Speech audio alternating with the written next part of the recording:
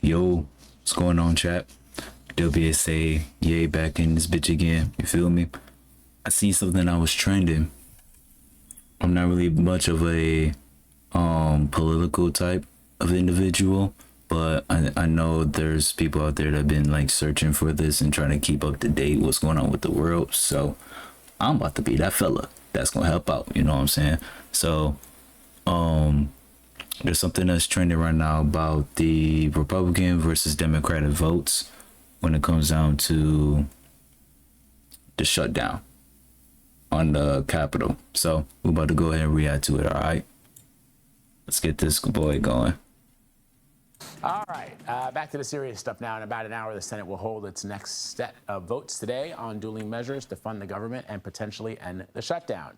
CBS News congressional correspondent Caitlin Huey-Burns is live on Capitol Hill and joins me now to discuss. All right, Caitlin, I mean, it's sort of Groundhog's Day. How do we expect the vote to go after repeated failed votes? And I should note for our viewers, and you can sort of add some color on this, it does strike a lot of people that the Democrats seem to be, at least as far as perception is concerned, on message. All of them seem to be in line with holding the line, whereas we've started to see sort of fissures in the Republican stronghold in that we've had mixed messages from President Trump about certain issues.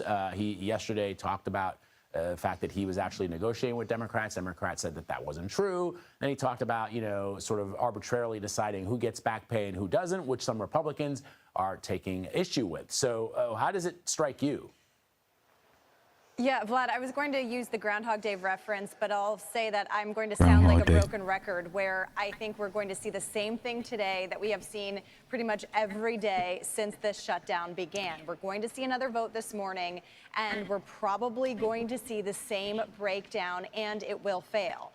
We are watching to see whether any Democrats come over and kind of defect and look at what's happening all around the country with flight delays, with military payments potentially being delayed next week, and say, you know, military enough is enough. payments But I don't delayed? think that is going to happen today. We just haven't seen any evidence of that yet. And you're right to note the dynamics here, Vlad. I mean, both sides are very still dug in their positions. Democrats feel like they've gotten this far and they have to keep going, and they're bolstered by the this idea, they say, according to them, that people are going to see their premiums go up, that outside pressure will begin to build.